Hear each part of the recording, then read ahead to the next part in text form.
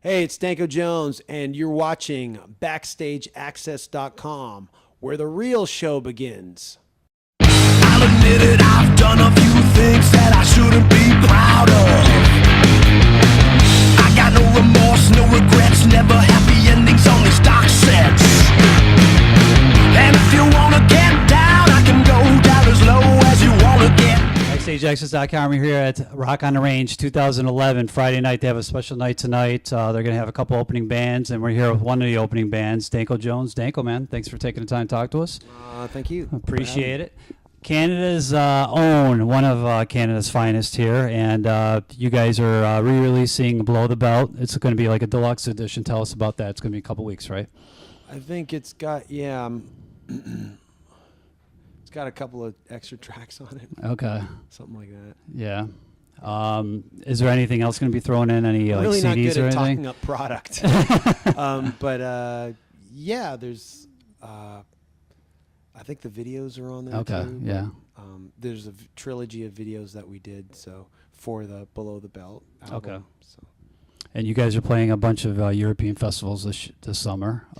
Just a few. It's our schedules are release the record and then do everything, and that's kind of called our heavy year. Okay. And then the following year is kind of the cycle's kind of everything's kind of slowing down, but we still do some shows. And this summer we're doing just a few European festivals. What are you guys looking forward to playing?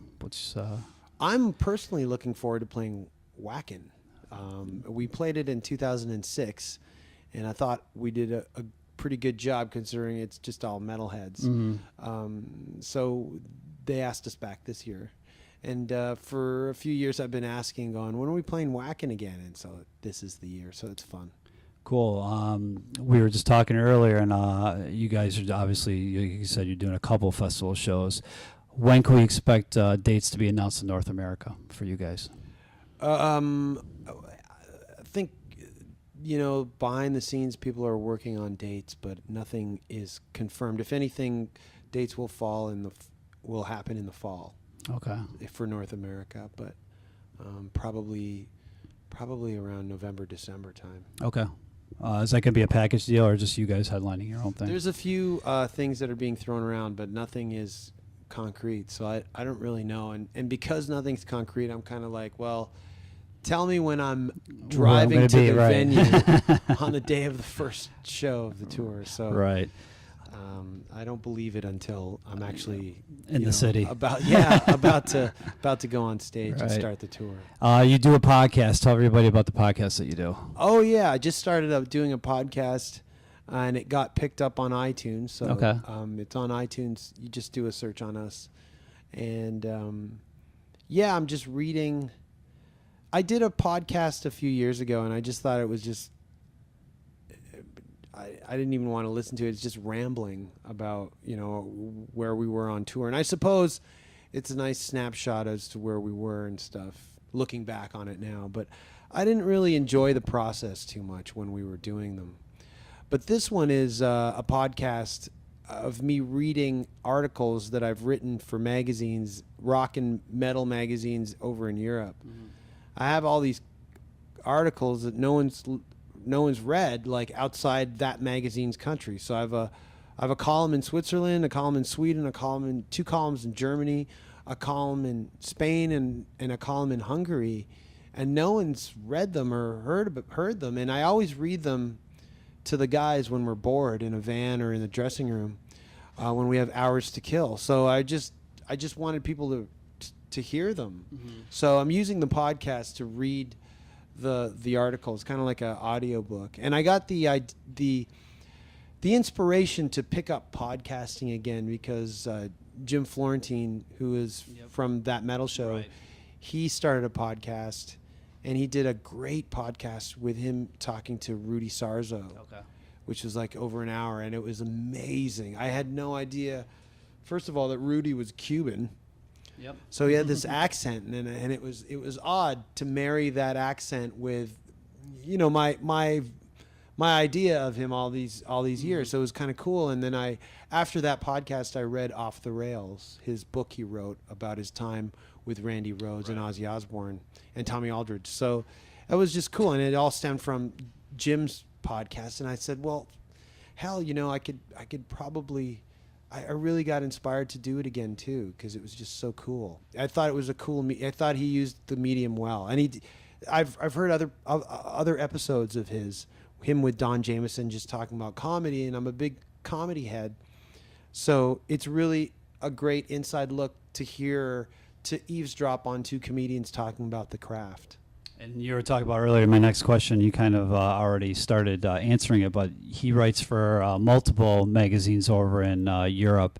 Ever been approached possibly to do anything here in North America for like Revolver or any of the magazines here? No. Maybe they should. Maybe they just don't know I do them, and that's Right. the reason why I'm doing these podcasts. Is kind of just to let people know that I do write for magazines, but also just so you can hear what I wrote. So I wrote this. I read this. The first episode, the inaugural podcast, was an article I wrote on getting into black metal, and they're all just humorous articles. I don't Okay. take myself seriously at all. And then the second one, which is, I guess, whenever we decide to post it, next week or the week after, is on Eric Clapton. So Okay. If nobody's ever heard of Danko Jones out there, you should pick up Below the Belt. It was a great CD. You guys have your guitar is so much almost like a bass. It's like really bass driven. Is that really like something that the band really tries to go after, and that's the sound that you guys are aiming for, or is it something that just kind of happens that way? Well, I mean, I used to play bass in other bands. I like bass, and I can't shred. So, I'm a rhythm guitarist. I just like playing rhythm. All the solos that I do in songs I do them. I force myself to do them. I don't really like doing them because I don't think I'm very good at them. When I do it, and I enjoy it because I get to step inside the shoes of a shredder and pretend I'm one. But all you got to do is analyze a solo. You'll know. But it's fun to do it. I don't take myself seriously as a shredder. I'm more of just a rhythm guitarist / performer. Even singing. I mean, I don't really think I'm not a schooled anything. But singing, I like to do. But what I really hang my hat on is just a performer. That's what I like to be known as. And these guys are terrific live. Like I said, these guys are going to be opening up Rock and Range tonight, the Friday night in Columbus. And going into some of the side projects we were talking about earlier, you did a spoken world spoken book tour called The Magical World of Rock. And are you going to do anything like that again? I mean, now that it's kind of I did that 7 years ago, and now I think it's sunk into people enough where I'm getting more offers to do it now, Right. which is odd. It's kind of like the metal magazines. I think it's going to take a while, but eventually you'll probably be right in here, right? In 10 years, when everything's on your iPad. You're right. I think no, I don't have anything to talk about. I say that, and then we'll be bullshitting in the dressing room, and then we'll just talk about stuff. But there's no. When I did the spoken word tour and the album and stuff, I wanted to be on the road. I didn't want to be home, and that was just in my personal life. I did not want to go home. So that's the real story behind that. Okay. And I like doing it. But now we tour so much. I want to be home. I was away for 200 days last year, and that to a lot of bands that's nothing. Right. But for us, it's a lot because there is never a year off. You guys still call Toronto home, right? Yeah. Okay. Tell the fans out there what can they expect from Danko Jones the rest of 2011. Well, we're doing the European festival circuit between June and August. And like I said, our fall is kind of up in the air. There's a few tours that have been talked about with other bands. Our own tours have been talked about and taking on other bands, and we've talked about what bands we would take out, et cetera, et cetera. So there's all these things where I at this point, this point being May 20th, I think. Yeah. I don't really know just yet, but I'm sure, things have a way of falling into place very quickly too. Check these guys out on the road. If they do come to North America and in Europe over, check them out, obviously, for the festivals. Go to their website, and it's dankojones.com or dankojones.com and facebook.com/dankojones, and then I tweet. Okay. So that's at Danko Jones. Check these guys out definitely when they come to your town. And Below the Belt will be released as a deluxe edition on June 21st. So you want to check that out as well. BackstageAxxess.com. Thanks for taking the time. I wouldn't try to push me, it'll only leave you with regret. Don't test me, I can whip you off.